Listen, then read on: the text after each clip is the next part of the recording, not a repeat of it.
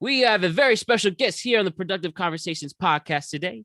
I have somebody who has many hats, but somebody who has a lot to say and has a lot of awareness to bring and who brings energy and something special to everyone she is around.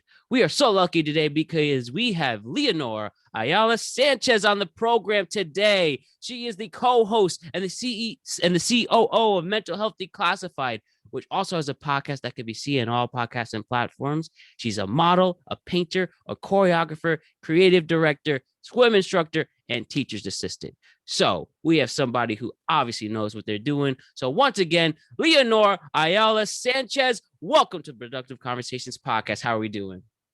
I'm doing great. Don't mind me. I'm just laughing because I feel like you and I are very similar energy wise. So, like on my podcast, I'm very expressive. Like, today is hump day. There's no other way to do it. Bring in our own brands and awareness, of course. And somebody's got to be optimistic. So my first thing to start this off, how are we doing? How's life been? What you been up to? What's now we're pretty much hitting the halfway point of 2021. How have things been for you? Uh, the one question that just opens up 10,000 doors.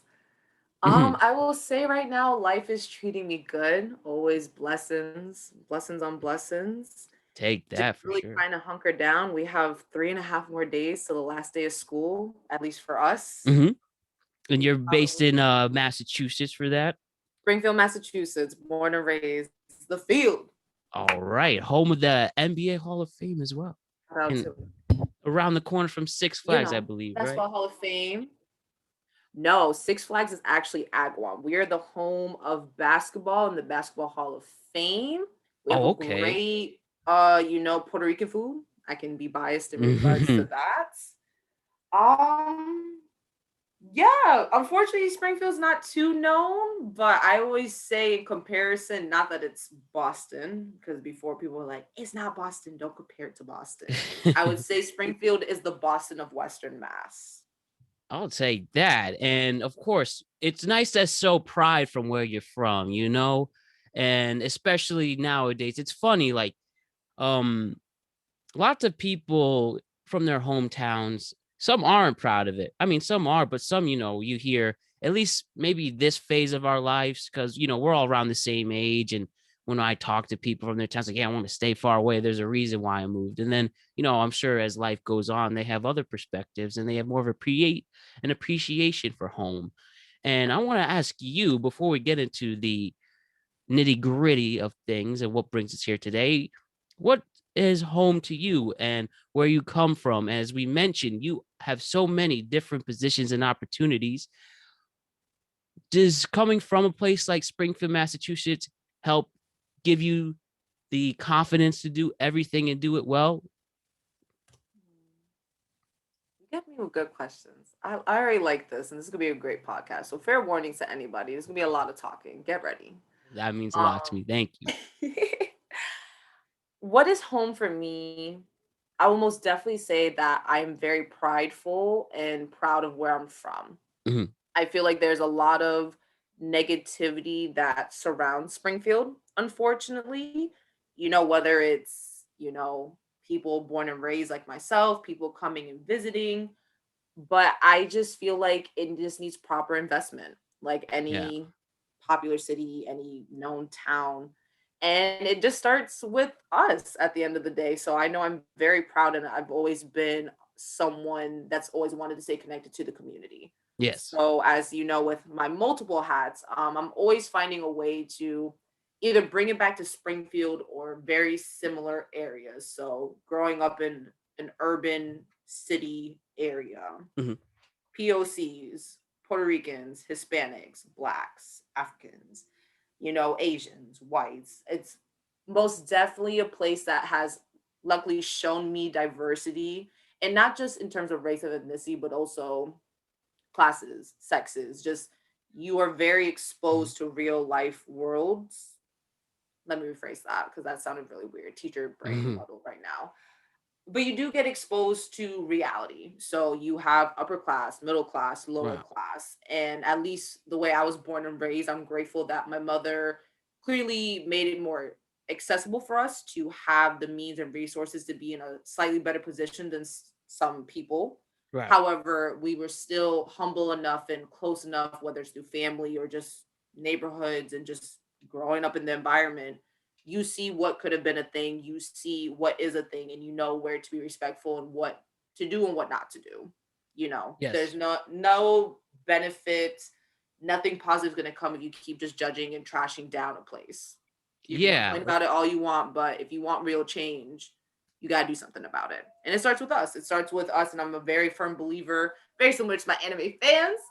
It always starts with the children. It always starts with the future of our city, which is the children. So it's always giving back. So I've always been into recreational programming. Swim instructing has been like my home, my love. However, with dancing and just getting into the community, and even as a creative director and as a model, I've been able to work with a bunch of entrepreneurs, or at least network and connect with a bunch of people doing things in Springfield. Yes. So, I'm just truly proud that, Springfield is a home of a lot of creatives, entrepreneurs, and if you just look closely, you can most definitely find it. And I think we are slowly but surely on the rise to being known. So, Oh, I'll be the yes. first to say, look out Boston, look out New York, LA. Like, I feel like in due time, we will get to where we need to get to. Absolutely. And it's cool as you explain this and the community you come from and the pride. I think it's also important and to note is the choices you make within those communities too. As you mentioned, for the people who choose to talk down on their communities, obviously they're more likely to not be a part of the big change for it.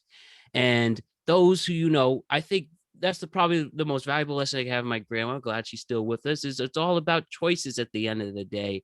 And Leonor, with all of this going on and with the hats and what you've gone through, why did you choose the outlook you decided to? I'm sure, there have been people, in similar situations who chose a more pessimistic route. Why'd you choose a more optimistic route? I would say optimism will will clearly shed more light through more of our conversation, especially with mental health and everything. Mhm. However, I would say part of the reason is I know what society thinks of me Yeah. as a young woman, Latina woman on top of that. Hmm. And technically, I don't have my bachelor's degree yet, so no secondary education officially. I'm already expected, unfortunately, to have what? Maybe two, three kids, Hmm. living off welfare, food stamps, not being successful, just kind of rigging the system. And unfortunately, that's the stereotype that follows me as a woman and as a Hispanic. Um, so with that being said, I feel like I'm always striving to do better. And especially with how my journey has played, and it's been very different from the original game plan. As we all know, we always start with one game Hmm. plan, and Lord knows life takes you through A, B, C, D, E, the plan you didn't even think of that was going to be a thing. So, with everything that has happened to me, I'm just grateful that I have chosen to continuously learn, to continuously grow, and to take advantage of every opportunity. So, even if, I'm 7 classes away, I may not have an official degree, but it didn't stop me from getting work opportunities. It didn't stop me from not taking advantage of certain opportunities and just really diving in and digging in. However, part of it was always stick true to what you want to do. I feel like I learned at a very young age that I want to be content and happy with my choices later on. I don't want to follow the social norm for me just to be bitter and angry and not content with life by the time I'm like 35, Yep. 40, and I followed the traditional game route to, American dream, white Hmm. picket fence. I feel like, it needs to fit you. So I'm glad I feel like I learned that at a young age because it's allowed me to really take advantage and use my experiences to shape where I'm at now. And I know I wouldn't be where I'm at without my opportunities, without the mentors, without the people who have influenced and supported me, especially as a young woman, especially as a person of color. Right. So fuck yeah, excuse my language. But yeah, I'm gonna do what I need to do and get my money, get my bag, and show that there are multifaceted things to a woman as well as a woman of color. Absolutely. And love the enthusiasm and passion for it. And I think one of the things you really hit on here, and that what I like really try to instill with people, is when it comes to the plans, and they say that joke, we make a plan and God laughs. And there's the millions of examples where that's the case.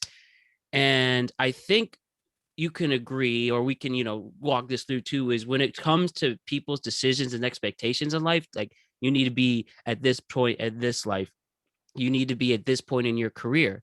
But I think what helps with social media, and also what helps with, as time has gone by, we are in 2021, a lot has advanced in society and still has to. No. But I think we could talk about the patience. People need to understand that it's your time when it's going to happen. And whether that's through personal relationships, professional relationships, and opportunities there, what do you think you can add on to that? Like, people understanding their path is their own path. And I won't tell people to think the way they want to think, but I think, what could we do to help people remind themselves, like, hey, it's going to happen one way or the other. And I really believe there's this Conan quote that Conan O'Brien said on his last Tonight Show, was after he got pretty much ousted from it. He said, you may not always get what you want in life, but if you're kind and you work hard, great things will happen. And I really believe that. What do you think you can add on to that part of the conversation? I'm very big on perspective. I feel like for a lot of people, including myself, because Lord knows I had to do this for myself, so I will be the first to hopefully preach what I'm trying to back up and walk and talk. Definitely. Shifting perspective is so key. Because Lord knows, like you said, you got a plan. He may laugh and he may be like, that's not it, bro. But it's okay. And instead of us taking a step back and looking at it fully and completely, we kind of hyper focus at, certain points where it's just like, I didn't get this, I didn't get that. This is what's going on. And sometimes when we hyper focus on the negativity, it's 2 times more difficult for us to see the positivity of the situation. I'm a firm believer, every situation, good or bad, will teach you a lesson. I feel like we are sometimes thrown into things that when you really look back in hindsight, it's the same thing that's happened over and over and over and over and over and over and over and over again. The only difference are the finer details, so maybe it's a different person, maybe it's with a different company or a different situation, like that nitty gritty. But when you look back, once again, we all know it's the same situation. It's still stemming to impatience, or making that same decision over and over again that maybe deep down you shouldn't be doing. You've Yes. already been shown, you've already been through the experiences that let you know this may not be the way for whatever reason, and I'm talking all aspects of life. But we continue to either repeat it or focus on that negativity instead of taking that time to sit back and reflect and look at the bigger picture. What am I learning here? What is going on? How am I feeling? And why am I feeling this? Not, unfortunately, a lot of people, in my opinion, either avoid asking that why question or kind of digging into like that stem root of the situation, or they just unfortunately don't know how to, due to the lack of mental health, resources, a positive community, where the norms aren't, oh, you got to do this and do this and do this by this Right. day and this time. And even though it's going to make you broke and do this and make you stressed, you still got to do A, B, C, D, E, F, G, and da, da, da, da, da. Lord knows I can go on a full rant mode about this question. However, I will always tell people at the end of the day, be mindful of your perspective. Try to see what lessons, whether you believe in God, whether you believe in spirits, or whether you're an atheist, do what is going to be best for you. Absolutely. And creating your own brand and being confident with your own skin for that. And, before we hit on some of the mental health awareness, and I think just to also show the audience how very multi-talented you are and understand the person you are to perform all of these tasks you do, I want to talk about, the being yourself aspect. Like, one thing in my life, and that really has grown over the past few years, and it's graduating college specifically is, you know, maybe cliche, but it's not, but loving yourself and understanding your own person for that. And I think the reason why I am who I am, who still has a lot to learn, who'll be learning his whole for the rest of his life, is understanding that I'm, Matt Brown. And when I do job interviews, they ask me for that. And I like being who I am for that. And I understand not everybody is that. And there's nothing wrong with that. We can, you can hopefully show the worth in an individual person. So I was wondering, having focusing on that aspect, what do you think is the importance about being yourself, and how are you yourself to be comfortable in your own skin? Oh, question. In terms of the aspect of loving yourself and like self love, once again, I'm a firm believer in preacher. Mhm. And I will be the first to say it's taken time and process for me to really find myself. So I can't sit here and say the process is easy. It is most definitely challenging in its own ways, and there's work to it. However, there's such a sense of freedom and comfortability that I feel like we all crave that you truly start to tap into once you start realizing everything that you've been looking for in other people, other situations, you can give yourself. So, for example, let's say, like I said, I don't know your personal life, Matt. Let's say you're a single man and, you want a girlfriend. Who doesn't? People or relationships, we as human beings scientifically are destined more towards having a mate, companionship, Mhm. psychology, physiology. Lord knows we can go into it. Definitely. However, let's say you are not comfortable with expressing yourself. Mhm. And let's say, that's what you kind of crave and want from your partner. How do you think you're going to be able to accomplish that with not accomplishing it with yourself first? Yeah, you can't love somebody unless you love yourself. In most ways, you can't showcase that love if you're not comfortable in your own skin either. Exactly. So part of it would be slightly hypocritical since you're expecting and wanting this from a relationship, yet Mhm. you are unfortunately able to give it since you can't even give it to yourself. And not that it's an issue to crave or want that from other people. However, it's one of those things. I'm a firm believer, once again, do to others what you would like to be done to you, Yeah. whether it's karma, whether it's just a good conscience. You, if you know you want comfortability, honesty, respect, open communication, you need to give that out.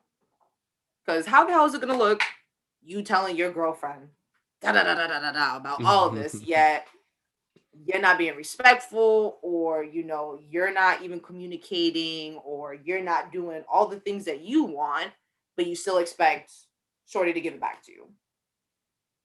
It's too much. It's just not natural at that point. That's where the awkwardness comes in, and that's where things aren't clicking, and that's where things have to be reevaluated.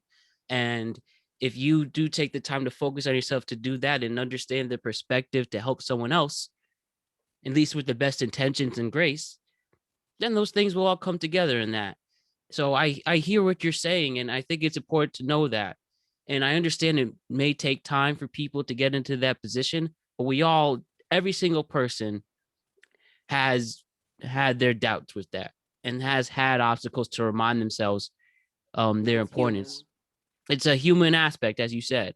So I think instilling that it's okay that just understand whether you're a regular person or you're an A-list actor or you're a big professional athlete.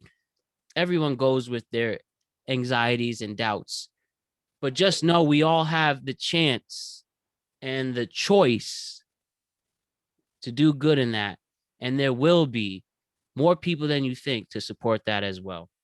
So that's my perspective on it. I preach. I agree. Listen to the words of Matt Brown, people, please. I'm a very like I said, firm believer in regards to that, because once again, like I said, it is not easy because Lord knows I'm still trying to find myself, and I've been the point in the shoes of doing things that did not match my inner self. Mm-hmm. My outer self, my outer perspective was people pleasing. It was having a false mask and masquerade of who I'm supposed to be, yet internally is like, no, you don't want to do this, or like, that bothers you. Like, why are you doing this? Ego's a bitch. I'll be the first one to say it. Ego Yeah. is very similar to denial, mother of all evil. And even from a mental point, ego is kind of that voice that kind of likes to make everything about you. Therefore, sometimes it can really stem to very negative thoughts or very positive thoughts. And it sometimes requires us to check our ego, because sometimes that ego is kind of that self protective mechanism that kind of kicks in when we're like, oh shit, like things are not going how it's supposed to be. Like, woo. Then it starts to kick in, and then we kind of get that little voice, back of our head, like, oh, you're so dumb. Why you mess up? Like, why are you doing all this? And that's all ego. Even though realistically, the compassionate side of us can most definitely state, hey, you did the best you could with what you knew at the time. After going through this experience, you were able to learn and see what to do differently next time. And therefore, give yourself some grace, give yourself some time to really feel and evaluate the situation. And then, if and when it comes the next time, you're slightly more prepared to do better. Oh You know? yeah. That's you hit the nail on the head. Understanding that the fact of the matter is there's something to always grasp and overcome, and there's some lessons to be learned in whatever you're doing. And if you learn those lessons and you actually remember what the point was, of course, the everything happens for a reason argument, it's going to be okay. And understand that this really is your chance to just make a better person for yourself and the people around you. That's how I see this. And with that, I want to focus on mental health declassified. Can you tell us, Leonor, what is mental health declassified? What is the content you and your team produce? And where can we find the great stuff you are doing for mental health awareness? Talk to us about mental health declassified. Wow. Welcome, my friends. Welcome Mm-hmm. to a little preview of Mental Health Declassified, where we are experts to our own survival guides. Mm-hmm. We are not experts. We are not licensed. We are none of that. However, we're here to talk our shit. We're here to express ourselves, engage, and find ways to break the stigma surrounding mental health. Mm-hmm. We are a community. We are a safe space. We are hopefully a proper resource for people. Once again, we're not experts, but we are here to showcase and present meaningful, realistic information, as well as coping strategies and mechanisms, and just having general conversations about it, because unfortunately there is not enough, whether it's through school, family life, home life, sports, after school programs, maybe even college, and I'm not going to say colleges aren't doing it, but even to some extent, and as a person who's been attended UMass Amherst, 4 year university, most definitely have seen the ins and outs, there's still such a lack of conversation. There's such a stigma. There's such a, I sometimes say, a fog Mm-hmm. when it comes to these topics. And it's like, why?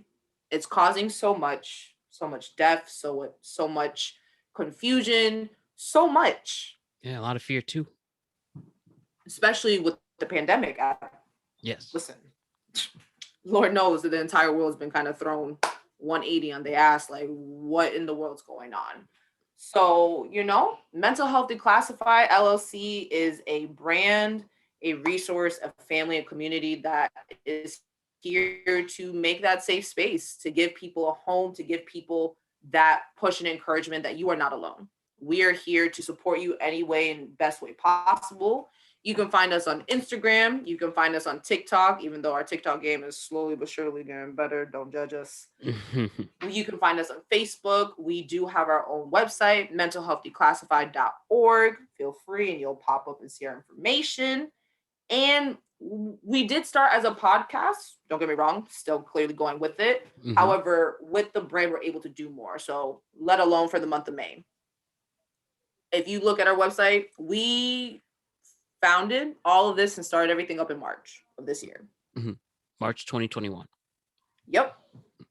Like I said, met my CEO through an interview through his original first podcast. And then we met, we clicked, you know, really great vibe, great energy. We're both here in terms of like, we're trying to get some shit done. We're actually trying to do something. So March comes and goes. We're here. March, April, had a few episodes. May kicked in. We had an event with Framingham City as well that was sponsored by FSU. Look at that. First live event. We were able to speak on inpatient and outpatient services since I've had outpatient experience, and Brandon, my CEO, has had inpatient and outpatient experience. And amazing. Like I said, it was a city event. Welcome to the public. We also had our fundraiser event. So we were giving out raffle baskets. We were working with Optimal Nutrition, which is a shake shop out in Stoughton, Mass. All right. And we were getting funds to support the investigation to Michaela Miller's death. The unfortunate situation in Hopkinton, Mass. I'm awful with names, so do not judge me. However, it was a 16-year-old African-American young lady that was either lynched or found, unfortunately, hanging in a tree. My apologies, I should have done a fair warning disclaimer. And yeah, so we were able to donate $200 towards her investigation to support the family in terms of getting actual answers to what's going on. And we also did a corporate event with Vesson Nautical where we just kind of did a forum, a mental health forum for Mental Health Awareness Month. And it was a great conversation. And that was just the beginning. So Lord knows we're coming with you with 10,000 more things soon to come. We have merch. We have the podcast, Instagram, TikTok. Lovely Matt Brown here will also be a future guest. I kind of just voluntold him. Hey, so, I'm on. You let me know, and I'd love to join the show. Genuinely, it would mean a lot. Thank you. I thank you for that. Listen, I'm just saying, we're here really just trying to do our best and, you know, spread the word, especially as people of color. Brandon is Cape Verdean. I'm Puerto Rican, and then our secretary / marketing chair is white. And then we also have our artist and designer who's also white. So I feel like we have a very great mix of just different niches and populations to really target as many aspects on mental health as possible. And we're also trying to get guests to speak on the podcast, you know, wink, wink, you know, little, I guess like little drop, a little insider scoop. We will very soon be trying to get started with either Patreon or something very similar. All right. So, like I said, just a little hints, things to look out for. Wink, wink. But yeah, that's really it. I know I threw a lot of info out there, so we'll most definitely provide some more info for you guys. Promise. Absolutely. No, you put things in perspective and what we needed to hear. So your mission is to help break the stigma of mental health, which we know has, you know, whether you agree with this or not, it's been oddly controversial because the thing with mental health has been around since the dawn of time. It's just now, basically in the last, I would say, this is my guess, and I'm not a historian, but, you know, it really, once the turn of the 20th century started is when the first time that term was really brought, you know, a lot of, again, it might have been sooner. I'm just saying in my lifetime, when the first time I heard the aspects of mental health, I mean, there's been times like, you know, depression was misdiagnosed, and we had like the finding of PTSD in the, since the, you know, the Iraq wars, when it was finally really talked about. Yet, you know, all of our men and women who fought overseas throughout, you know, our history has had that aspect of it. So now we're starting to really gain a grasp and see what's going on. And may I ask, like, just bluntly, because this will help, put things in perspective.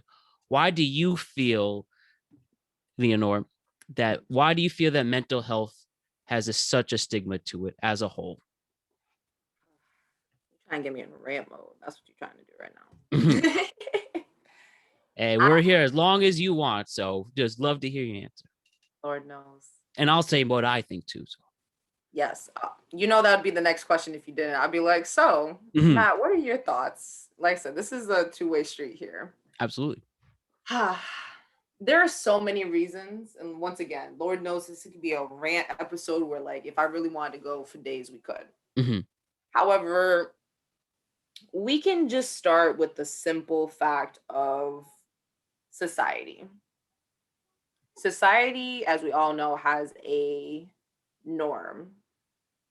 We are expected at one point to be the perfect citizen. And all throughout history, like you even said, mental health was a hush hush thing. ¿Qué eso? What is that? Oh, that's just a problem child. Oh, that's just someone choosing to do whatever. There's no other logical reason behind it. And I've always been, I know I'm gonna sound like a broken record, firm believer that when people don't know or understand something, automatically, oh no, or what is that, or disgrace, or nope, stupid, or first thing is to avoid it, hide it. That's not a thing.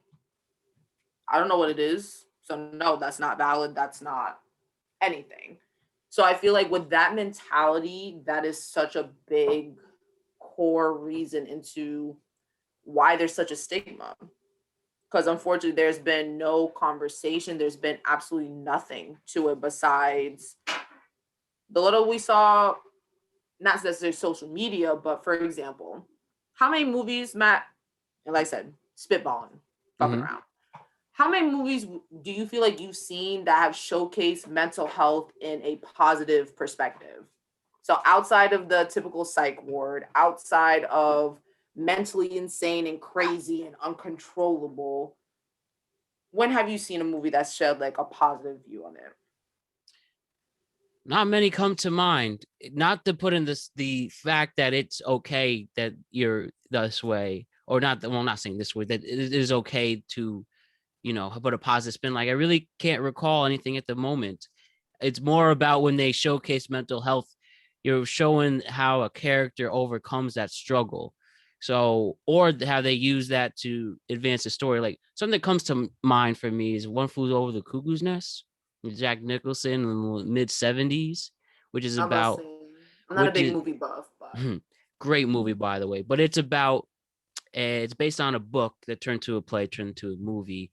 It is about a person who is pretending he commits a crime. I don't remember the top of my head, but he commits a crime to avoid a sentencing. He pretends to be mentally ill. But gotcha. within that, he learns amongst the people, because he is cognitive of what's going on, that there's nothing wrong with these people. There's a famous scene, Jack Nicholson screaming, "You guys aren't weird. You're not doing this. They want to watch a baseball game, and they're refusing to let them go in." He's like, "You guys aren't weird. You guys aren't this. We're just labeled a certain way." And his way of coping that is to is a huge escape from the One Flew Over the Cuckoo's Nest, and we see how that all unfolds. So I guess that's the closest one that comes to mind, because this is a, quote unquote, terms, regular person who is amongst people suffering from mental health, and he wants to show their worth. So I guess that's the closest thing I can think of at the moment. And then, can't give too much away, but we see how that all unfolds. And I think there's a good perspective. And this is in the mid-70s, when there isn't a lot of these type of conversations.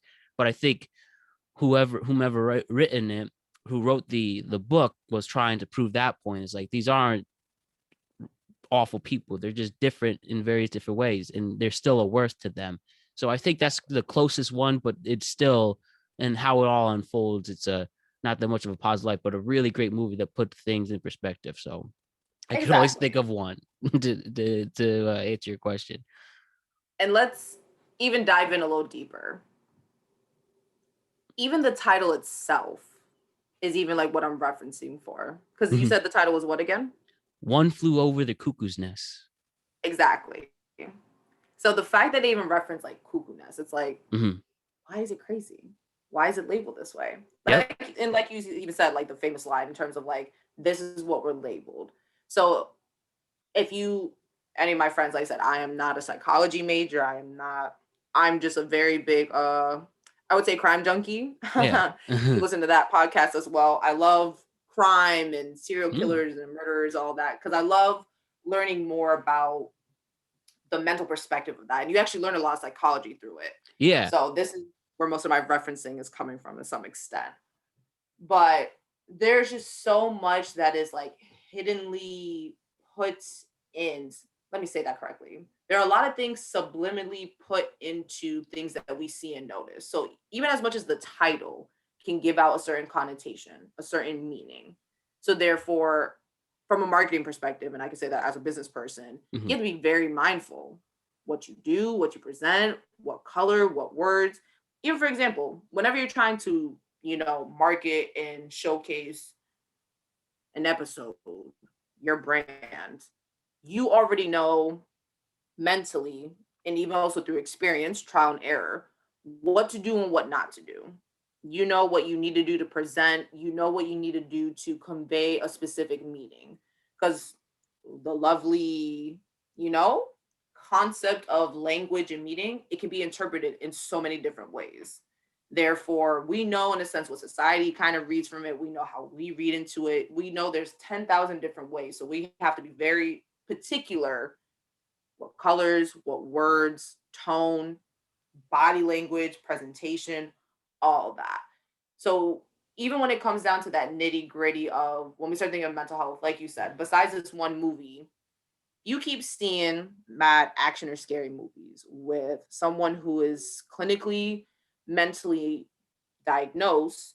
You're always seeing some extreme or exaggerated character or exaggerated or stereotypical, assumptions of behavior, which isn't even the case. Mhm.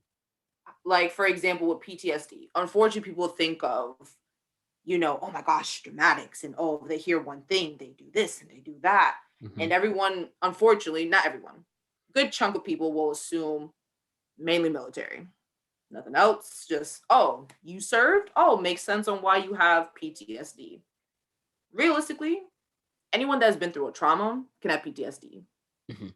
You, myself, a child, especially an adult, an older person, anybody and everybody can unfortunately be a potential person to get PTSD.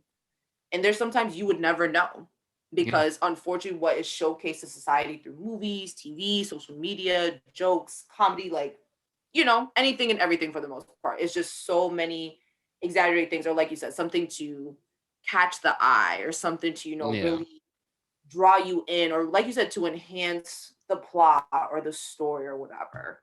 So at least for me, I would say that is why there's such a, not the only reason clearly, but that's part of the reason why there's such a stigma to mental health, because no one's trying to be that person.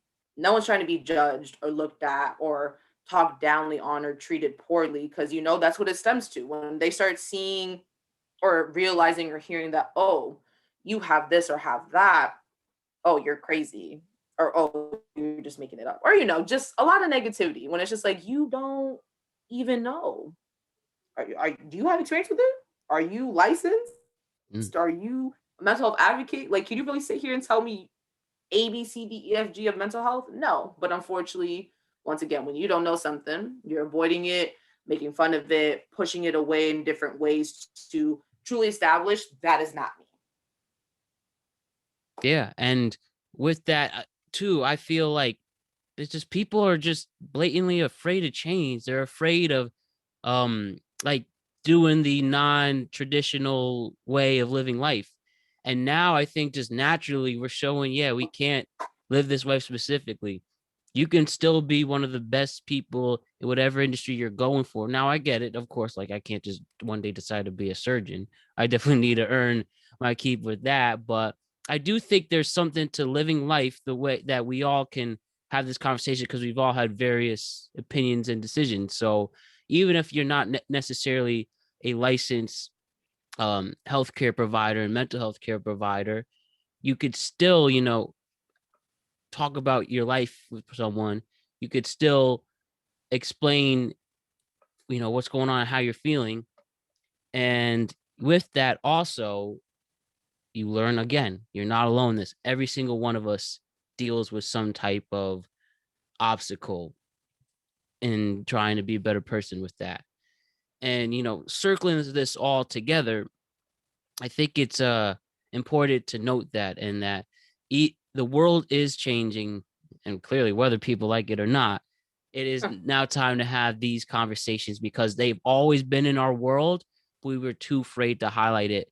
And now that we're getting to a point where the ignorance is bliss, and that so many people are genuinely getting hurt and pushed back in life and having more obstacles to deal with, it's now time to research and talk about these issues so we could create a better chance for tomorrow. I'm not dumb. I'm not going to say one day everyone's going to stop being racist. Everyone's going to stop being mean. Everyone's going to stop doing that.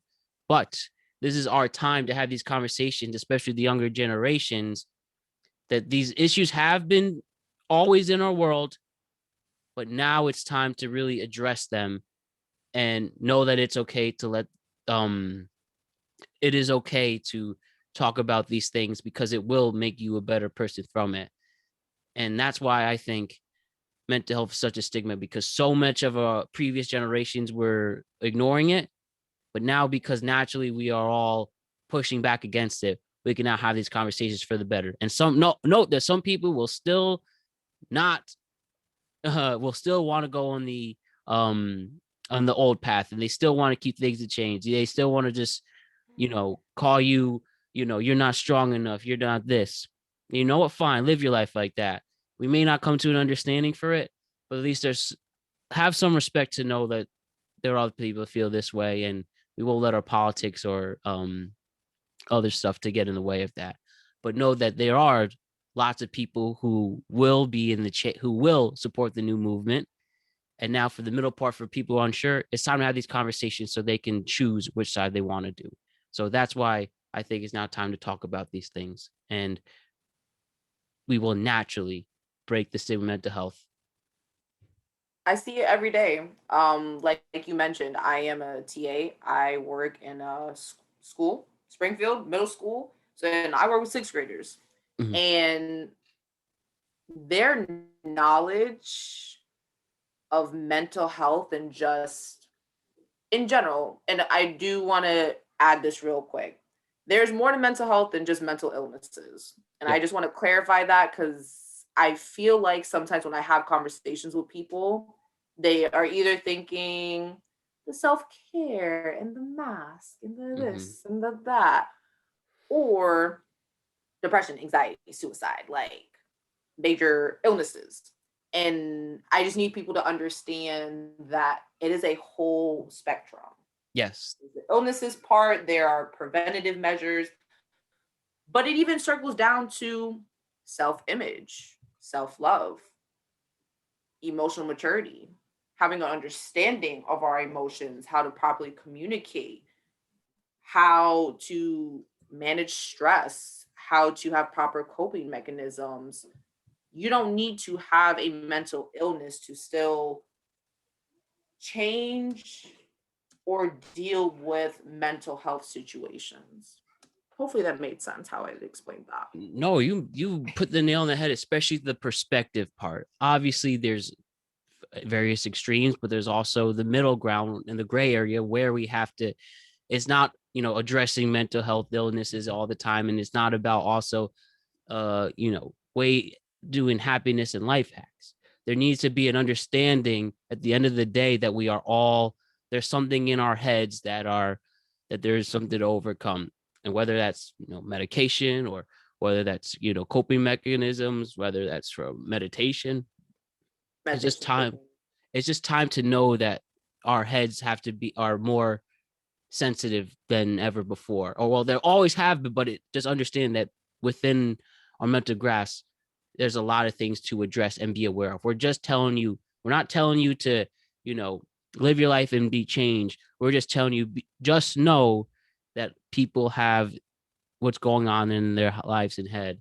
Just know that there is something to address, and that's where the perspective comes. That's what at least I get out of what you said. Do you agree, or do you see it any other way? Absolutely. And Lord knows, like I said, you got me on the good topics. So Lord Mhm. knows I could talk my ass off for days. It's a very big thing, in my opinion, for people to understand that there's a connection between your physical health and your mental health. Yep. And I'm not speaking just from personal experience, just for FYIs and disclaimers in case if anyone's like, how does she know this stuff? There are courses, there are like things to learn. So, like at the moment, I'm taking 2 courses on Coursera completely for free, unless if you choose to get a certificate in it. And one's on managing emotions in terms of certainty and stress, and that's given through a Yale program. And then there's another one called Psychological First Aid that's been given out through John Hopkins University. Don't quote me. I know once again I'm awful with names. And both courses have been showing me once again these two entities are very important. Your mental health is just as important as your physical health and vice versa. So therefore, you can have the best physical health. You listen, you can be working out, diet, either on your medication, whatever it may be, because Lord knows that's a whole other Yep. spectrum on itself. But if you don't take care of the mental health part, your physical health will start to deteriorate. Yep. A lot of things do connect with stress. So realistically, our brains, as we know, chemical activity, neurological activity, nervous system, all that. When we have high stress, I know it's a terminology, I'm gonna mess this up. So, all my science people, bear with me, please and thank you. So, when you are in a lot of stress, mentally, there's a chemical in your brain. Your system, in terms of logical processing, shuts down completely. And in a sense, your survival instincts kick in. Yeah. And that's what happens at any point with stress. Therefore, if you have prolonged stress, there's the stressors, there's regular stress, there's acute distress, there is chronic stress.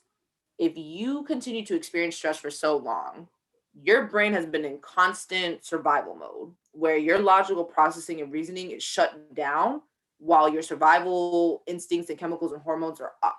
So Yeah, almost like the therefore, fight or flight terminology there. Some people are able to, in a stressful situation, are able to look at it and be patient with it and able to make the change to make it happen. And then some people also are more, like you said, free, some are quite like freezing and don't know what to do. And it doesn't, and I want to make it clear, it doesn't, whether with fight or flight, that doesn't mean you're a better person or worse person if you have those. It's just, who you are in that person. I want to also make that clear that. and that's a fact. And just to add to that, I believe now, because as we know, we're always learning more, it's fight, flight, freeze. Okay. And there's a fourth one that I forgot the specific term, but realistically, long story short, that fourth term is just those that accommodate to the situation. And So is it yeah, fawn? I just looked up fawn. yes. So fight, of course, you will fight against that reaction, do what you need to do. Flight, you run away from it, avoidance. Freeze, you legit just kind of stuck, paralyzed in the moment. And then fawn, those, and that's actually a compass for a lot of people, unfortunately, where it's they accommodate for the situation. So, just to put an example, in terms of domestic abuse, just because I feel like this is the easiest to give a visual and mental perspective, Mhm. there's always so much talk of why doesn't that person leave? And I'm saying person because even though I know a lot of you, when you hear domestic violence, you think of a woman. Mhm. Once again, it can happen vice versa. Don't matter about that gender, same sex, different genders. It can go multiple ways, just as a disclaimer. But everyone's always asking, why doesn't that person leave? There's so many reasons to it. And, due to the trauma, due to all those extra things, you were seeing that person accommodate and once again fall into the situation. So instead of making it worse and, fighting against it or doing anything of that nature, if they already know, okay, if I do this and this is going to be the reaction, let me just do what I need to do to survive. So just to give people perspective, once again, there's nothing wrong if you are either, because unfortunately that is just our natural responses and just our tendencies. However, it's always good to have a understanding of ourselves, because I always, for me, not only speak for myself, I have a better chance of reacting accordingly, or having less of a reaction but more of a response Mhm. when I understand the situation. So I know we're kind of shifting topics, but just to give people an understanding. For example, the classic situation, the bully. You see the person bullying other people, being an asshole, cool. And then when you take a second, big picture, why is this person doing this? And when you kind of, if and when possible, can look back behind those, like, invisible curtains, all that trauma. Lord knows what's going on at home for this person. And it's not an excuse. I'm not saying that, because once again, I'm not for bullying. I'll be the first to Oh yeah. nip it in the butt, and Lord knows I have when it comes to school. However, it's harder for me to give an emotional reaction if I already know. Yeah. So do you think I'm going to feed into this person's situation? And of course, this is a different mentality. And this is me speaking after going through it, processing it, and doing the work to kind of get to this point now. So once again, disclaimer, my friends, this is not something that just happens in the blink of an eye and Mhm. magnifico. We're here and we can do this skill. No, everything is a practice. A lot of things in mental health, and I'm not going to say everything, but a lot of things in mental health are continuous practice. You could build a habit in 21 days. Thank me later. Yes, you Just can. say. Mhm. So going back to the situation that I was explaining, I'm not going to entertain this bully. And this is the mindset of a 23-year-old that's been through hell and back in her own way, shapes, and form. Now, as a young adult, I'll be damned if you're going to see me arguing with some unnecessary person, unless if I need to check you, because I just know I'm that type of person that I am not going to let you think you can do certain things, but there's also a point to, like, there's no point in me entertaining it. At this point, I need to pray for you, because clearly whatever monsters, whatever demons are holding you down right now are making you act this way. God bless you and good luck with that. I'm not going to feed into it. I'm not going to throw you negativity. For what? I've never been the type to fight back or feed into that negativity, because for what? What is it going to solve? You ain't paying my bills. You ain't taking care of my health. And if you are not the person that pushed me out of their vagina, what are you going to do? Besides your words, don't get me wrong, or besides maybe physical actions, if you're going to try to take it there, and that's a different story. At the end of the day, you can't do nothing to me. You clearly mad, or you traumatized, or whatever you're going through right now. That got nothing to do with me. Yeah, that's like one thing that I really try to understand that too, because first of all, I can't be in everybody's business, and I shouldn't be. People have to do what they have to do. And that's why sometimes you just really hope for people's peace, that they find peace at whatever they're in their lives or situations. And I was somebody who didn't understand things too. And for instance, I was dating someone at the time, and she told a situation of a friend who was in an abusive relationship. And I was at one point didn't understand, like, why didn't she leave too? But then when I learned about, basically at the end of the day, I didn't know what she was going through. I didn't know this person was just felt trapped. This person didn't know where to run or where to turn to. And she just was in a position that she couldn't, stay away from it. And I think, and God, God willing, and so happy that she was able to have the strength to finally leave for that. And that's where it came together. I understand, like, at the end of the day, I don't know what somebody's going through, and you can just hope for that peace. And having said that, when we do witness dysfunction, whether it's our friends and family, and they don't know how to fix it. I explain I'm somebody who just hopes for their peace and just let them know, hey, I just want to let you know I'm supporting. I'm here for anything. And those little words really can help. That's how I manage the situation. I was wondering what other perspectives do you see, or you can add on to what I was saying. Just to reiterate what Matt just said, it is a fact. Even in the course that I'm taking right now, like I previously mentioned, social connections or establishing that sense of community can make such a difference and be, I'm not going to say life changing. However, it can really kind of be that holding hand when that person may just be like this close from drowning. And in terms of providing support, to answer your question in terms of perspectives, Mm-hmm. I'm a very big person in terms of active listening. Mm-hmm. So just to reiterate to my friends that may not know, active listening is providing proper body language, genuinely taking the time to listen, to understand, not to listen to respond. And Lord knows I am just as guilty about it. It is a Yep. human functioning trait for most of us. Some of us, if you were like me, I feel you. And it even took me a minute to really understand, to listen, to understand, not listen to respond. So when it comes to someone expressing themselves or finally opening up and taking to that place of vulnerability, I'll be the first to encourage, one, do not share anything about you in that moment. Even though a lot of us feel like and have an understanding that if I say something relatable, it will help. Not that it doesn't. Yeah.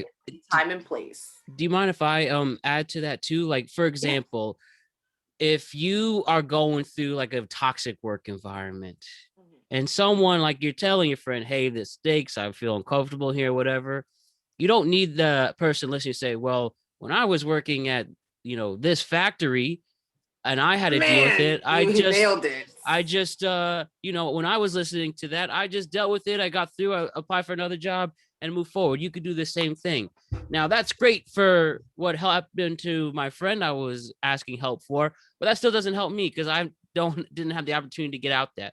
I need to somebody to hear me out on, what I'm going through here. Like, is that what you were getting at in that terms? Like in the return to Yes. response for yourself, don't talk about yourself, just listen. Yes. It's that, I feel like that's one of the prime examples, to be honest. And it is a thing that if and when you are going to respond with an experience, disclaimer, I'm a very blunt person.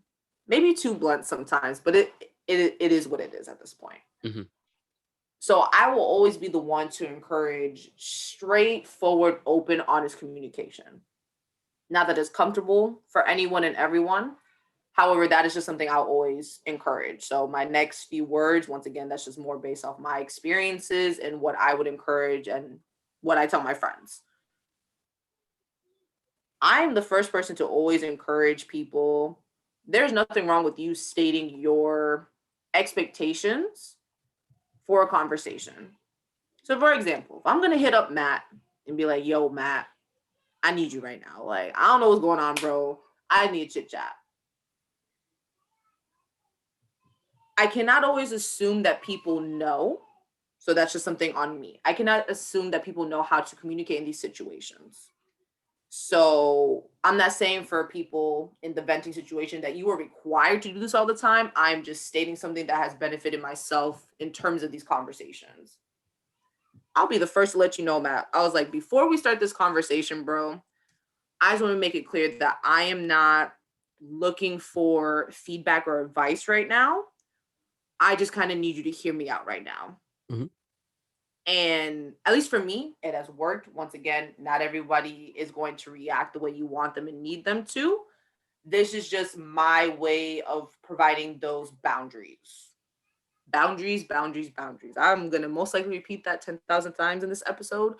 Boundaries, my friends. There's Yeah. nothing wrong with establishing boundaries, either if you're in the receiving end or the giving end. Nothing wrong with that. So when it comes to this situation, there's nothing wrong with you establishing that. I will be the first to let anybody that's listening to this know there's nothing wrong with you wanting to have this conversation stick on you. If this is your time to vent, this is the time that you needed. There's nothing wrong with you telling the individual you were speaking to, hey, I appreciate your comment, but is it cool if we go back to this? Once Yep. again, right now, I don't need feedback. I don't need advice. I just really need someone to listen right now. And part of it is people learning to understand that it is okay to get that response. You're not a therapist. You're not a psychologist. You're not a psychiatrist. You're not licensed. You are not certified. So if you fall under the five categories I just listed, I would be the first to say it is not fair for anyone to expect you to know what to do. It is not fair for anyone to expect you to, oh, here's the solution. Because it's not a thing. It's not.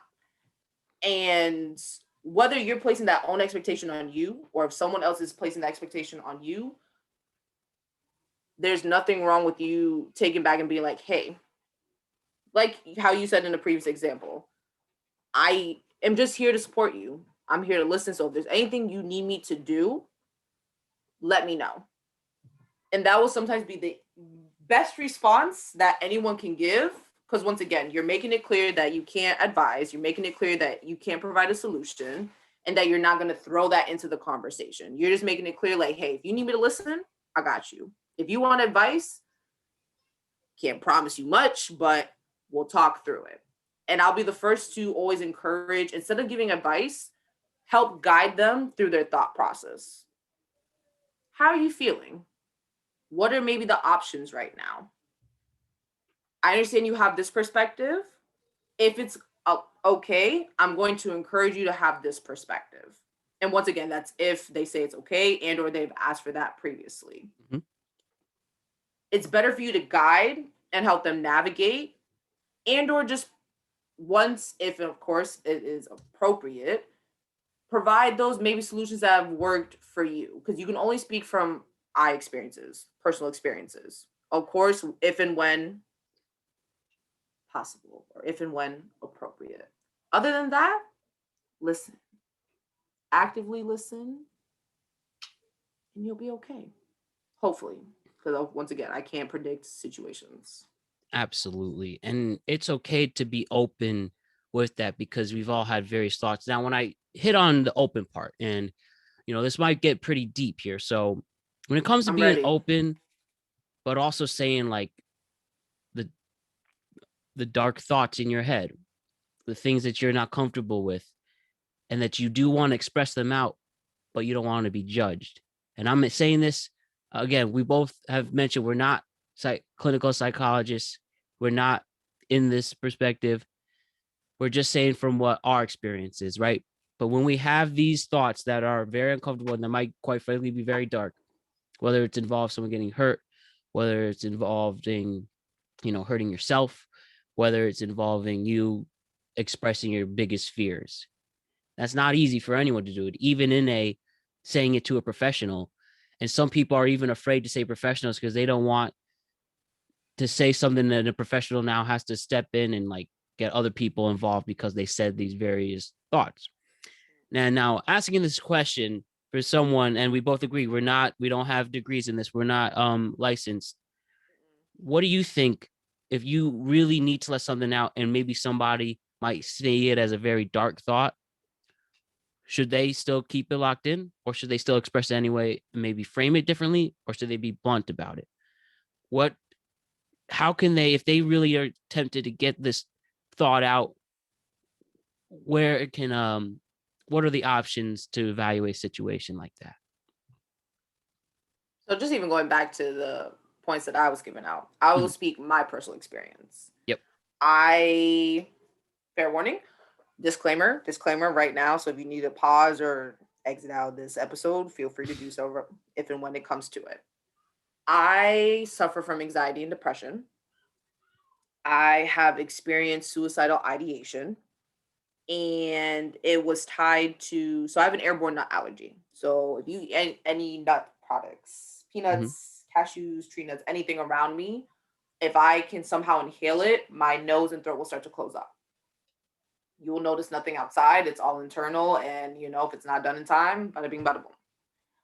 So there was a point in time that, unfortunately, I was just really going through it. I was hitting the peak in my depressive episode at the time. I was isolating and I was having suicidal ideation. For anyone that may not know, is more of the thought process. So, not planning it, not attempting to do it or going through with it. It is more just similar to how Matt's question was phrased, the thoughts, those dark thoughts, those dark feelings. And for me personally, it wasn't that I was thinking, oh, I'm ready to kill myself. It was, I don't want to be here anymore. What is the point of me trying to survive if the next moment I walk out, I'm going to get fucking exposed once again, have to go through all this shit again, back to the ER, back to this, in a sense, just fighting for my life, getting pumped up with mad medication, going through this over and over and over again. So why am I going to keep going if this keeps happening to me? I was on campus for 16 days, bro. 16 days, I got exposed 8 times. Oh. The ratio just did not add up to me. So for my friends listening, that's the reason why I don't have my degree. I withdrew from UMass Amherst due to my airborne nut allergy and not getting proper accommodations, but mainly more of the depression and anxiety that I was experiencing during my episode. And unfortunately for me, it took a friend of mine at the time to threaten that he will drive from Springfield to Amherst to give me the EpiPen for me to take it. I got exposed one night and I was just like, you know what? Fuck it. Let's see how long it takes. Didn't take Benadryl, didn't take the EpiPen. I drove my car to a parking lot because I had dance practice, mind you. I had dance practice because I was a choreographer at the time in like, I think an hour or something. Hmm. And the fact that it took my friend threatening to drive, and that's why I felt bad and felt the need to do it compared to I should be doing this for my own life, let me know personally something is up. Um, and just to give more background story real quickly, I was entering my senior year of UMass. I was a peer mentor, therefore I had, I'm not gonna say full on training, but I did have some training in regards to how to provide services or resources to my peers or students of my like floor, if and God forbid, if they needed it, especially when it came to mental health and things of that nature. So I personally went to crisis. Crisis is usually the unit for psychiatric unit. If you, whether once again crisis, so whether suicide ideation, really bad panic attacks, if it's in a sense crisis mode for you, there's nothing wrong with you going. There's nothing wrong with you going. They, at least in my experience, I checked myself in. They did a quick evaluation, like of course physically, and then I spoke to, I believe, either a social worker or someone within that worked within the mental health field, and they did an evaluation with me after speaking to me and everything, and they made it clear to me that I was not at a point where I needed the psych ward, but I could maybe do an outpatient program. Really? And that's where I entered my outpatient program to properly address and handle all this. And the outpatient program can, and at least from my experience, did provide the resources from my understanding that a psych ward would provide. However, it was a voluntary program. So it was a 2 week, 2.5 week program. And I kind of considered it school. I was there from what, like 8:30, 9 o'clock to like 2:30, 2:45. Hmm. And during that time, Monday through Friday, I was there. Group therapy sessions.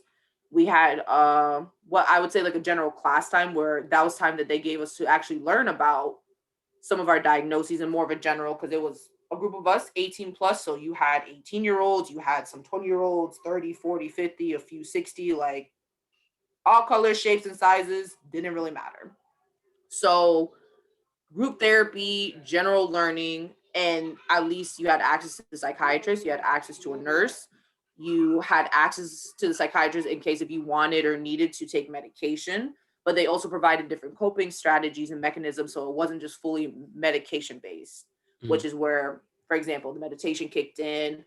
Music mindfulness, if anyone's heard of that, that's just utilizing music to kind of help you kind of ground and come back to the present time. And they also provided group therapy that was accommodating what your specific situation entitled. Mhm. So, for example, I had a group that was how mental health and chronic illnesses went hand in hand.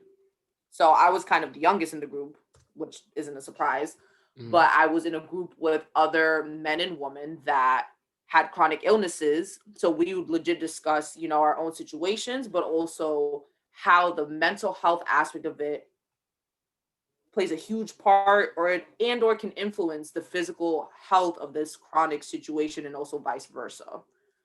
So long story short, this is just one or two resources that God forbid if you're going through this right now. Sorry, I'm religious. Prayers, energy. Even if you're atheist, Mhm. I'm still sending you mad love and energy. Absolutely. But in terms of resources, there are outpatient programs that, once again, not a psych ward, but and I will be the first to say, even if you don't have a mental illness, even if you didn't have, something going on, if I could recommend that to anybody, everybody, even you, Matt, I'd be like, yo, go. They listen, they give you a little binder, mad notes, mad things, like a kind of like a little personal guide. Like, here you go. The one time that we asked for manual guides, this is the one place I can actually give it to you. Like, hey, you're dealing with sleep issues, go to the sleep section. There's different remedies, different things to think about. Mhm. Oh, you want to figure or remember your coping strategies. If you want physical grounding techniques, here you go to that slide. Mad stuff. However, because of COVID and all that, I also do want to offer the hotline. I know it's cliche. I know we see it all the time on IG. Mhm. Utilize the hotline. It is confidential. You are speaking to someone who is trained for the situation, and it's just you and them. So unless if you make it clear you want or need certain things, you can legit just have a conversation with the person. You're not giving out personal info. You're not, and unfortunately, I know with a lot of younger people, your parents aren't going to find out. It is once again just you and this person. So if you needed to really speak, use the hotline, especially in terms of finding that non-judgment safe zone. The Right. hotline is most definitely a thing. Of course, I'm going to encourage therapy, but I'll also be the first to admit it is not an easy process half the time finding a therapist. And I will be the first to admit that because same thing happened to me. I don't know if you had any experience with therapy yourself, and Lord knows that's gonna be a question for Mhm. me to ask you in a little bit. However, that is also if you have found a safe space and a therapist that works with you, utilize your resource. That is why they're there. So if you have a therapist and if you feel like you can't go to them, would encourage you to do some self-love thinking because that should also be a very safe space and a very safe resource for you. And I'll be the first to admit that and say that. If it's not, and I know it may not be for certain people, do what you need to do for you. And I'm gonna be the first to say that. Absolutely. And one thing to understand and know, and like basically one of the questions I was also asking is when you talk with the various persons, that some people may not feel that quote unquote, maybe their therapist doesn't understand them, or so maybe someone on the line doesn't understand them. Just know it's okay to have that thought too, because people do have various connections. And I'm sure a therapist who is trained and licensed in this understands that too. That's the part of the perspective. Like, don't be mad. It's okay to go to someone else who may have a different light on things, a second opinion. And yeah, to answer your question, I've had experience in therapy. I was in therapy from August 2020 to October 2020, literally the week when my last session ended, only because well, I really wasn't able to afford it at the time, but now I do because I'm now insurance. That's another thing too, is that therapy does cost, and sometimes it could be a lot of money, whether through Irks my soul so mhm, much. And, there are other options like BetterHelp or BetterHelp.com, or as you said, the lines, or, healthcare providers to do that. That's one thing, is the cost of therapy. And we understand that's not as accessible. I mean, BetterHelp also, it can be like $80 a session, which is could be a lot for someone. And I was in therapy because of the tough time amongst the pandemic, you know, having a heart with my career before the show became a thing. Was like, I really didn't know if I could resume my career in TV production, with how connections weren't responding, the references who told me I'll be there for you if you need help. And then when you email them, they don't respond to you. They ghost you. It's just fucked up that there are people who like that. Even if you can just give Unfortunately. it, even if you can just give just the courtesy, hey, I'm not be able to talk now, but I could give you some more attention a little later. Please reach out this time.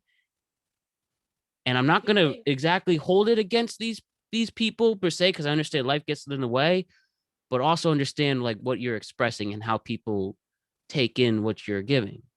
So at this time, while having a hard time with my career still on track, and I still haven't officially resumed it yet, but this has been the ultimate not even replace the ultimate alternative that has this show is going to grow while getting my career back in production. I You already know that. know. And yeah, it was really a scary time. And then at that point, I'm 26 to have my own health insurance, but a year before, the only way to really do it, I was still under my parents' health insurance, and my dad had the honest conversation to let me do it. And that's the only reason why it was just becoming a financial burden, even though that's a whole other topic about that stuff for another day. But Lord knows. um Lord knows. but yeah, I did have that experience, and it helped a lot. Now, my psychologist, I'm a big fan of her, thought she was nice, but there was times when we're repeating the same thing from week after week. I'm like, this is good, but that could be another thing with, obviously, she has other clients. I did a bi-weekly system. And there were times where I was like, man, I appreciate what she's doing, taking the time, but we're just circling about what we're talking about at the time. And now I know the other options. And like when I did BetterHelp, my first psychologist, it was her. Quite frankly, BetterHelp needs to hear this. When I was talking to them, she didn't seem like to have a perspective, and she would take almost weeks to respond. We never officially had a session over the phone, and Nothing? nothing. It was a genuine waste of time. Now, the thing is, in the option that I could see other therapists and that who will take the time for that. But understand why you do this, and you may not click right away with someone. Like that was what I just recently right away. It's like, okay. And I've done the hotline before in my life. And another thing is, I just might have hit the wrong person at the wrong time. She didn't really seem that interested. And now I'm not saying this to bash the line. No, no. And I still Of think course. it's great. It's just some people, as anything in work, some people are real dedicated to their jobs to make it, and some aren't. And knowing that is why I'm not mad or have any ill will to our first therapists and hotline responders. I'm not going to hold it against the organizations. I just didn't click with that person for whatever reason. But just know there are someone who genuinely will help you there and is going to put the effort to put in a good job for that, I think.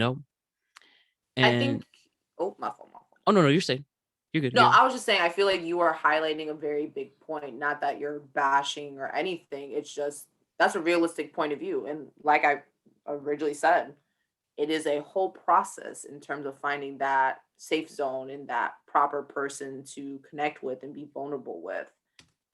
And you've experienced it firsthand, as you're mentioning with your experiences. And yes, it is an unfortunate thing. However, try and look at the positivity and learning lessons from it. Yeah. You also now know what you don't like, what you do like, what was beneficial, what wasn't. So how some people need therapists more for event session, Yep.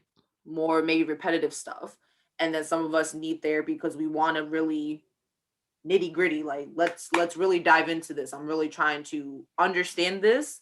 Some people go to therapy to properly learn and establish those practices and techniques and strategies. So hopefully at one point you don't have to return, and that you can actually start navigating maybe your life or a certain aspect of your life into the way that you want to, which will then better influence and help with your mental health in whatever current state it's in. So I'll be the first to encourage people. And once again, this is just more of my blunt character, and just knowing that you need to fight for you. Mhm. Unfortunately, no one's gonna ride for you like you're gonna ride for you. So, you know, I'll be the first to admit, if you know it's not going the way you want to, I will be the first to always encourage, express yourself. Because unfortunately, people are not mind readers. So I'm gonna be the first vouch for you. Vouch for you. If you feel like your therapist is not doing your job, you paying money. Yeah. That is your hard earned. Listen, if you put in money and energy, which is more valuable than money and currency, I don't care what anyone says, your energy, that's invaluable. So the fact that you're giving energy to something, do what you need to do to dictate. Of course, don't be an asshole and be Yeah. rude. There are most definitely appropriate ways. But once again, there's nothing wrong with establishing, hey, this is what I'm looking for, or hey, this is what I need. Right. Can you actually help me with this? And like you've experienced, some people can't.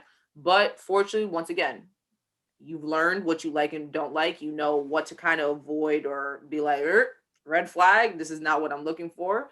And you've also learned different opportunities to, where you can express yourself or advocate for yourself and be like, hey, this isn't really what's working for me. However, can we maybe tap into this today, or Yep. however it's been more Said it perfectly. comfortable for you?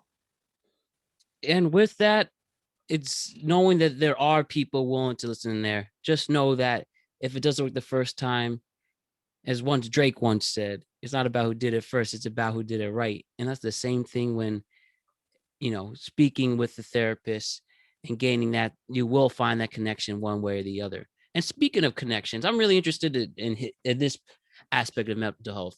I want to focus here on mental health within romantic relationships. Now, Oh, that is both if you're experiencing love with your partner, no matter what orientation you're in, or whether you're a single person and want to put yourself out there. I think, quite frankly, now at times, obviously love is great. Love is love. It's Pride Month. It's a good time to also to express this. So I think one thing to make clear, and you mentioned this earlier in the show, is everyone, no one, when it comes to finding a companion, a partner, someone who has your back, we all of us want that special connection with someone, and ultimately, hopefully, turns to a romantic one. So obviously, we'll first focus on when you're a single person and seeing out there. Now, in a time of dating, especially with social media, people will show off their relationships and stuff, and love is beautiful. I'm generally a fan of it. There's bias. also hey, and we encourage it. No, be happy with your partner. I think if they brighten your life, and put yourself on social media to prove, to show where the brightness comes, and it's inspiring for some. Now, there's also some people who feel like, man, I want that, or I need that, or I need that at this time in my life. So, I would love to hear your thoughts. Like, when it comes to being a single person, put yourself out there. I feel like a lot of people, whether it's through dating apps now, it's popular, or putting yourself out there, sometimes I feel people get very nervous about the alone part of their life. And like if they're dating all these people or going on dates, and God knows I've been an example of this before, is that, failed first dates or stuff like that. It's like, and you think for yourself, man, is there something wrong with me? Is why am I not clicking with these people or whatever? The way I've looked at it, and I think fairly recently, that there is somebody you will have a genuine connection with. And once you have that, you don't take advantage of it. And my dating history, and it's not as long as others. I really didn't start dating until a few years ago. I've definitely learned my mistakes from it and can be honest with it. And like, I understand why some of my relationships ended the way they did. Now, never really had like really bad or toxic breakup or anything like that, all civilly, thank God, at least I believe so. And but there's also times where, like, where I messed up, and not showing it, whether it's like, I'll say right here, there are times relationships didn't end whether I was too busy. I didn't give the time to my partners at the time. Or honestly, one of the dumb things I've ever done dating, which I don't do anymore, is trying to date multiple people at once, which was, I learned, I thought at the time was like, oh, I'm cool, stuff like that. Oh, this will all pan out one or the other. And I learned, wow, if you actually do that, you can't give your actual connection with someone you have that genuine connection with. And I definitely lost out on getting to know someone and establishing someone, because I would date different girls at once. Now, this wasn't, now I'm not saying I was in a relationship and doing infidelity. That's not true. This was all like talking. Yeah, that's, I just want to make clear of that. I've never Matt is a cheated wholesome man. So all my ladies listening. on. Wholesome But man, okay? I appreciate those kind words. Thank you. But like at the time, like in different talking phases, like there were times where I would go on 3 dates a night. I've done that before, and that was not nice. For on Got my energy, perspective. bro. I give it to you. I feel like that's a lot of energy. That's Yeah, a I mean, at the time you thought you were on top, but when I'm on one date eating dinner, I'm hoping like, oh, I gotta meet this person at this time. you're like, Oh, ooh.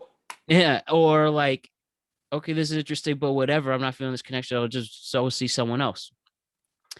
And I learned that from doing that, that you can't, like, as we talked about, how can I give someone my time and attention if I'm just thinking about the other perspective? Or like I used to be somebody who would date and I just really didn't want a relationship without it, that. And that's not fair to the person I was talking to at the time. Or like, man, I have to get out of this situation because I just want to see another shorty. And that was my downfall. And that was why now, after experiencing that, and I probably was dumb and I hurt people, and that's on me. And I feel awful that I made someone feel not special. And I've made those mistakes, and now I'm really changing the way the perspectives and you know whomever I'm talking to now, and like now I'm more prepared than ever, and I can appreciate them for them because I'm not thinking of just getting another option. And I think that's where my dating history has come, and that did cause a lot of anxiety, that caused a lot of insecurities. And it really took until someone breaking up with me, that out of the blue, that I was like, wow, I need to reflect, why did I get this in this position? And I was wondering, you, of course, I would love to hear your thoughts about this, and how I'm probably not the only person with this, and not the only person in this orientation as well. I'd love to hear your thoughts on what I've been talking about, and how, like in talking phases and trying to establish a connection, where can we mentally give our energy so that we can ultimately create the best connection with someone. Once again, just my thoughts, perspectives. I am a nobody at the end of the day. First off, it's a thing that I hope you are giving yourself enough compassion and forgiveness for the things that you've been through. Just for the simple fact you did what you could with what you knew at the time, because I feel like there is a very big emphasis within, like, I'll say, like, pop culture. There's always that, like, that whole phase, where, like, oh, I got mad Yeah. shorties, mad guys, ah, Lord knows. Lord knows.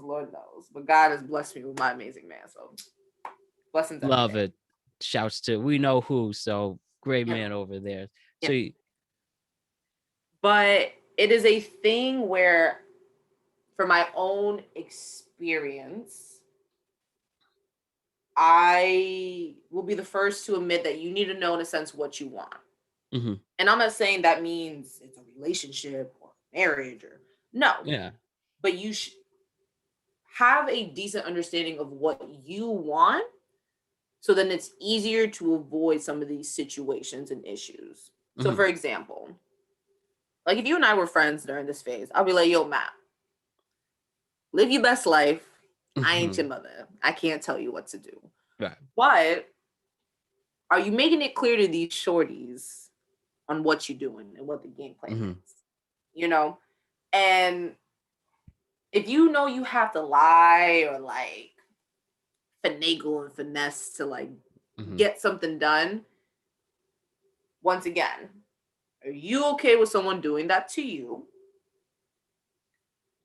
2, are you willing to handle what may be a result of these actions. And I didn't say consequence because it's not always a consequence. And consequence, I feel like, has a very negative connotation to it sometimes. Right. Mm-hmm. But you need to be open-minded in regards to what you are opening up right now. Mm-hmm. So if you know you talking to 3-4 different shorties, Mm-hmm. and you know you haven't made it clear to them, like, hey, this isn't serious, or this is more casual dating, because that's still a thing and there's nothing wrong with that. Yep. But you need to make things clear, because now you need to think, what am I opening up right now?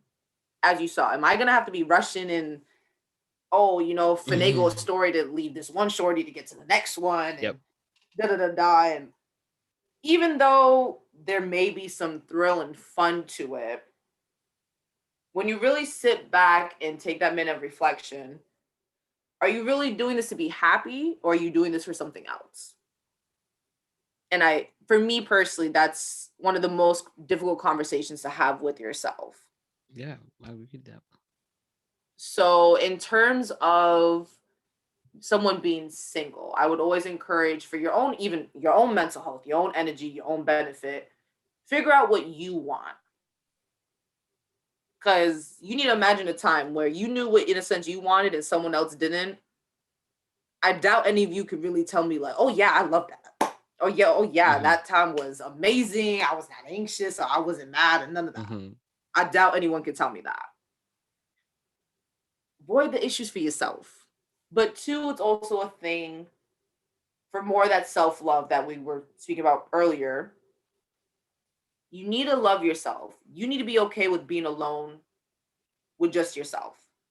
Yep. And if you can't be alone with yourself, ask yourself why.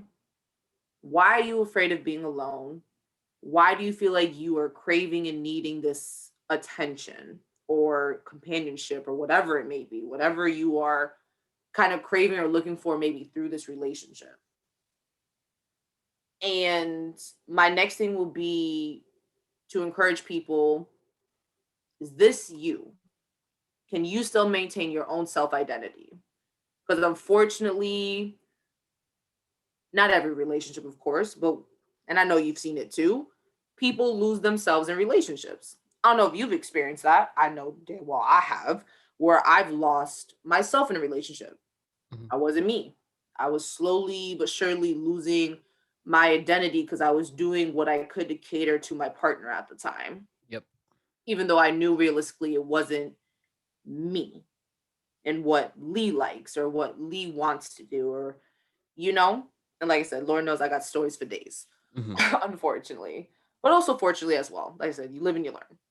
Right. So when it comes to being single, those are like the main things that I will always encourage someone, because those are, in my experience, the top 3 things that really help shape my point of view in regards to dating and how I want to handle dating.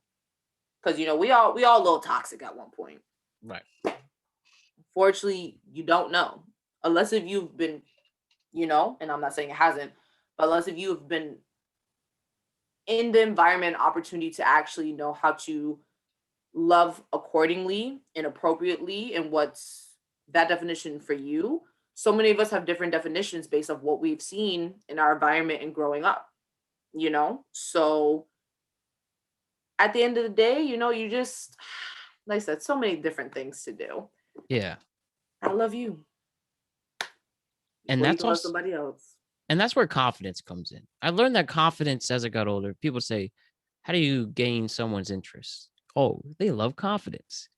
What I learned confidence is, at least my perspective, is you're confident enough in yourself that you're okay, that if this strikes out, you are okay. You're just as happy as you were coming up to the plate.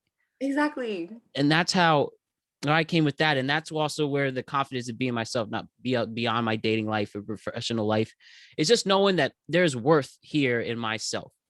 And it did take embarrassing moments. It took breakups. It took those times for that. But now in my dating life for the rest of my life, that I can give that undivided attention to my potential partner, and knowing that I'm going to be okay either way.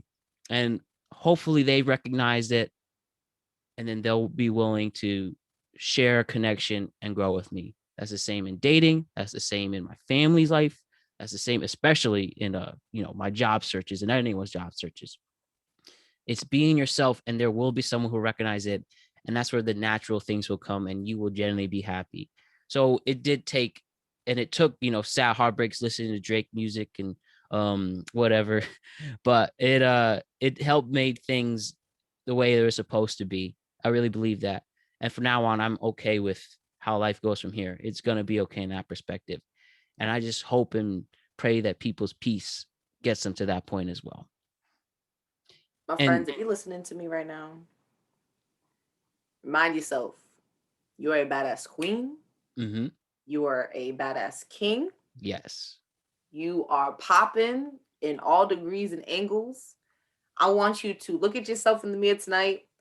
I'm very big on positive affirmations, even though I unfortunately don't do it enough for myself sometimes. You are purpose. You are loved. You are made with divine intention. And I'm going to repeat it one more time for y'all. You are loved. You are purpose. You are made with divine intention. Say it in whatever order, because I think I messed up the order anyway. Look in the mirror. Look at yourself. Same way that you would be talking to your friends right now. Those few friends that you hold dearly that, when they have their rough moments and you're like, yo, I need you to remind yourself that you are a badass person. Do that for yourself. Because unfortunately, a lot of us don't give our own energy to ourselves. Your homework.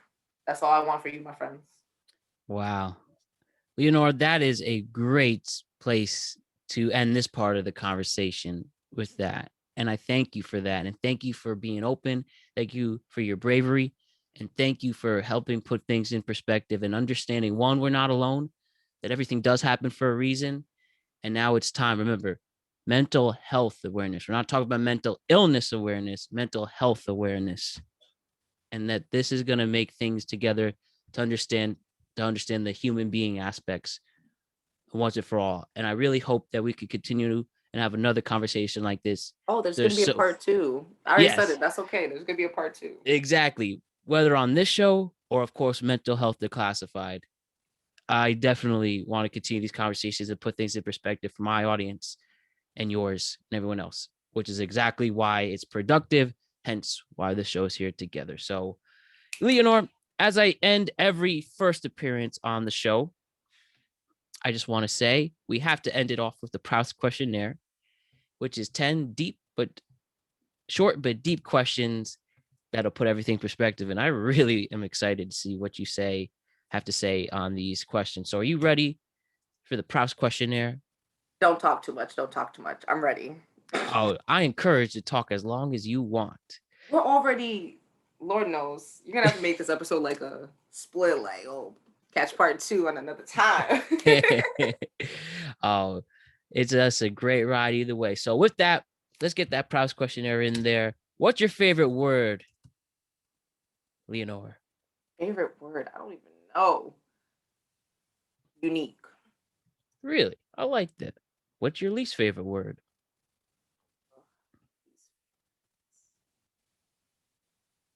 Hate.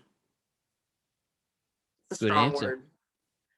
So this question, as I say, this is not necessarily a sexual question, though a couple people have answered it that way, and it's just funny. But my question right now is what turns you on in this world? It's more of a life fulfillment question. What brings you life in this world, pretty much? I might have to change it to what brings you life, because what turns you on, that's a Yeah, like I said, I can answer both. I ain't got no shame. Lord knows you got me on another conversation for like sex talks. What turns me on? What provides fulfillment for me? I would generally say just being the biggest, not biggest, but a very big empath. If I can help someone not feel the way I feel like I have felt, whether it's through listening to me or me being able to help one way, that is what provides true joy for me. I love working with the community to help better the situation. So yeah. great answer right there. So with that, what turns you off in this world? You got another hour? I'm sorry, friends. I know I must be talking way too much. Oh, definitely not. There's never such thing as talking too much on this show. There's so many things I do not like about this world. Inequality, racism, Mhm. and ignorance. Even though it's not always a bad thing, just ignorance when you choose to be ignorant. Let me Right. clarify. Great answer once again. And with that, what sound or noise do you love? I'm a dancer. I love music. However, something I love the sound of waves. All The water right. is my safe place, so I need my wave fans. I feel Mhm. Waves roll high indeed. So with that, what sound or noise do you hate? I'm allergic to mad bugs, so I hate like hearing the flying noise when it just like goes near you and you're like, yo. Oh, especially this time of year. Ugh. Mm. What is your favorite curse word? Babe, help me out here. Do I have a favorite curse word? I need a Jeopardy line real quick. I think there's a few. That's why I don't know. Fucking, yeah. I get it from my father. What profession other than the many you have would you also like to attempt? I want to say I'm a professional, but are we talking like realistic or like Yeah, anything. If you want to be if you want to be an astronaut, all right. If you want to be a leader of a nonprofit organization, that's good too. If you want to be an actor or a coal miner or a hat maker, of course, whatever it is, just what do you so want to I'm gonna be? do a mixture of like reality with also fantasy.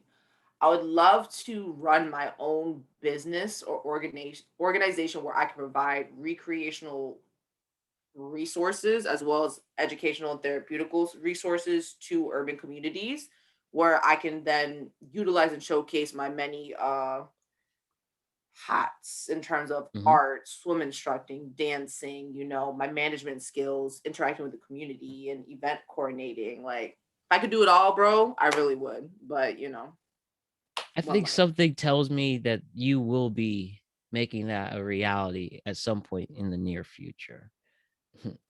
So next is, what profession would you not like to do? Oh, what would I not like to do? There's a lot of things I wouldn't mind doing. However, working in corporate like an Mhm. accountant, I Mhm. don't think I could do it, bro. Not for you, not for you, and nothing wrong with that either. So, my final question for today is, if heaven exists, what would you like to hear God say to you when you arrive at the pearly gates? My Lord speaks to me every day in different ways. So I genuinely feel like when it's my time, I will be not necessarily greeted by him, but by my guardian spirits and angels that are just waiting for me.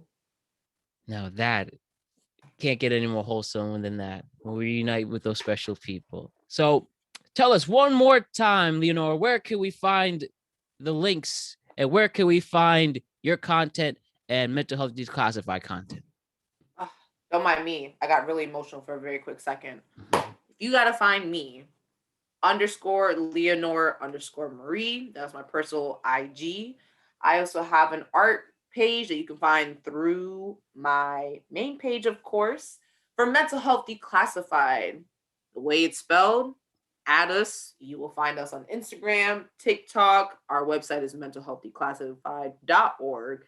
So just type in mental health declassified, Apple, Spotify, whatever you're using to hear this podcast, you'll most likely be able to find us.